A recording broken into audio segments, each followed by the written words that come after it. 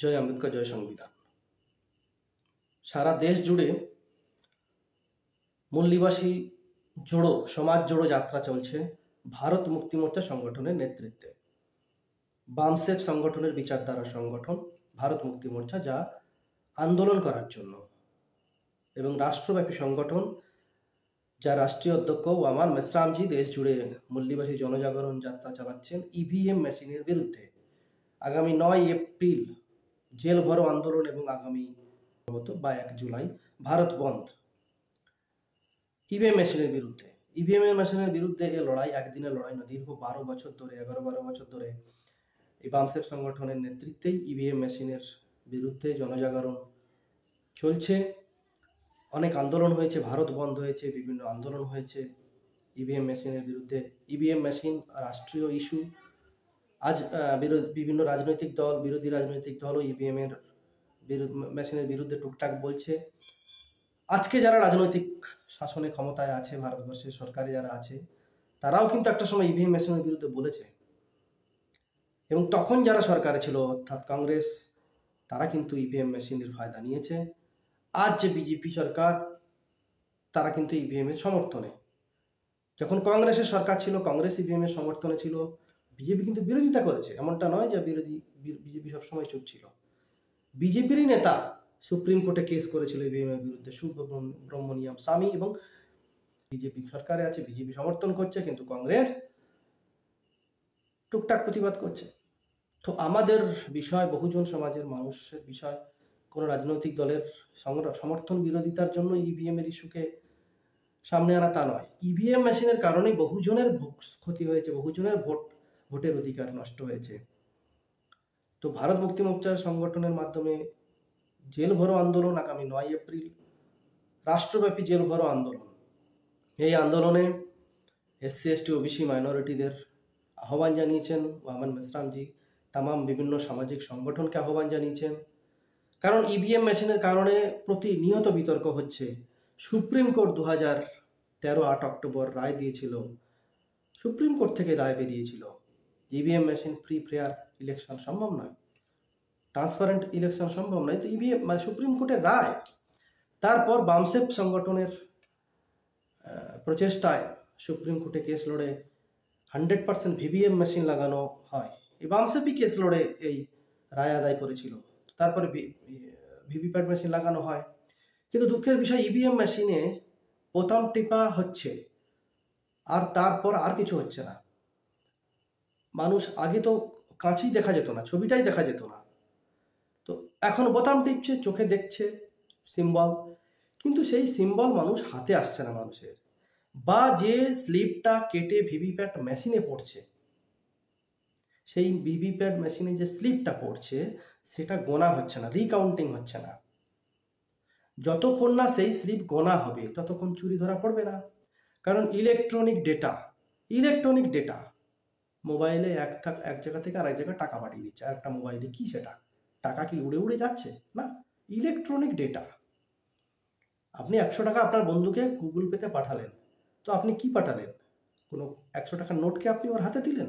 তা নয়, electronic data আপনি পাঠিয়ে দিলেন টাকা। ওটা একটা নির্দিষ্ট কোড, প্রোগ্রামিং যাকে বলে, এবং তার প্রমাণ আছে, কারণ ট্রানজ্যাকশন আইডি আছে। প্রত্যেকটা টাকার আপনি যখন ট্রানজ্যাকশন করছেন তখন তার প্রত্যেকটা আলাদা আলাদা আইডি দেওয়া হয়, এবং সেই আইডিটা আপনার প্রমাণ যে আপনি কাউকে টাকা পাঠিয়েছেন, কত টাকা পাঠিয়েছেন ওই আইডি অনুযায়ী। এবং ওই আইডি যখন ব্যাংকের খাতার সাথে মিলিয়ে নেওয়া হচ্ছে তখন প্রমাণ পাওয়া যাচ্ছে। কিন্তু ভোটও তো একই বিষয়, ইলেকট্রনিক ডেটা। তাহলে ভোট আপনি যখন বোতাম টিপলেন, আপনার ভোটটা গেল কোথায়? তার প্রমাণ কি আছে?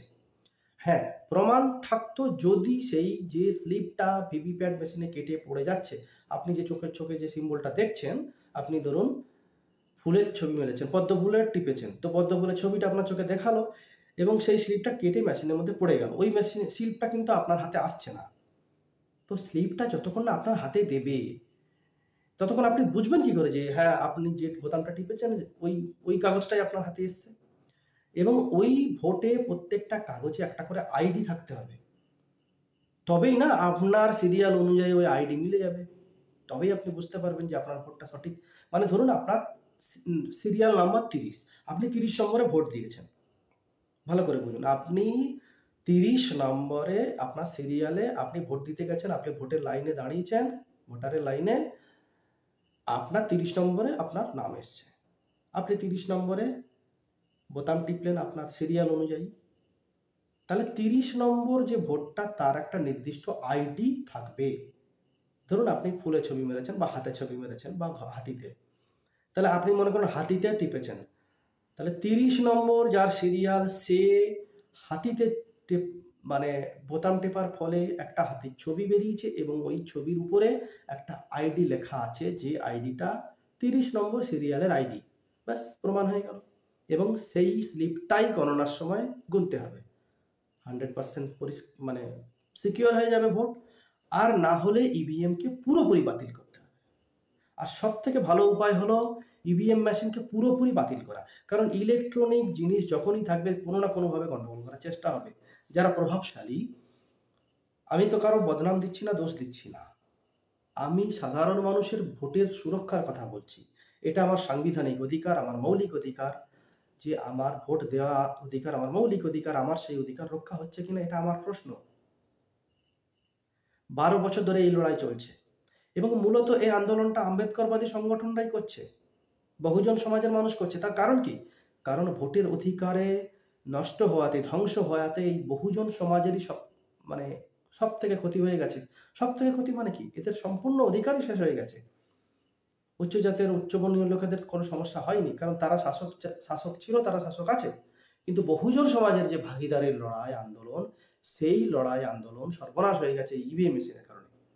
আজ আমেরিকান মডেলকে ফলো করা হয় প্রতি মুহূর্তে, ভারতবর্ষ আমেরিকান মডেল ফলো করে। আজ ডোনাল্ড ট্রাম্প ভোটে জেতার পর, এবং ডোনাল্ড ট্রাম্প যে জিতেছে সেটা ব্যালটেই জিতেছে, আমেরিকার মানুষ সমর্থন করেছে। তো ডোনাল্ড ট্রাম্প বলেছেন যে আমি বিভিন্ন এক্সপার্টের সাথে পরামর্শ করে দেখেছি যে ইভিএম মেশিন ভোটের জন্য অত্যন্ত ভয়ঙ্কর, ভোট সুরক্ষিত নয়। এবং ডোনাল্ড ট্রাম্প এটা বলার উদ্দেশ্য কিন্তু ভারতকে টার্গেট করে।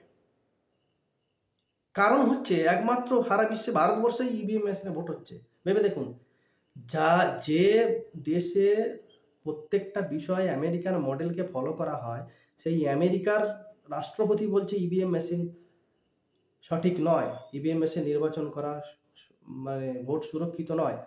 তার আগে আমেরিকায় বসবাসকারী বিশ্বের সব থেকে বড় ব্যবসায়ী, টেকনোলজিস্ট এলন মাস্ক বলেছেন ইভিএম মেশিনে ঘোটালা করা যায়, ইভিএম মেশিন হ্যাক করা যায়, ইভিএম মেশিন সুরক্ষিত নয়। সারা বিশ্ব জুড়ে হইচই হয়েছে। এই কাদের উদ্দেশ্যে এসব কথা? এইসব উদ্দেশ্য হলো ভারতবর্ষেই। কারণ ভারতবর্ষেই ইভিএমে ভোট হচ্ছে। যে ভারতবর্ষে 90% মানুষ অশিক্ষিত, টেকনোলজি বোঝে না, তাই সেই দেশে হাজার হাজার কোটি টাকা করে ইভিএম মেশিনে ভোট করা হচ্ছে।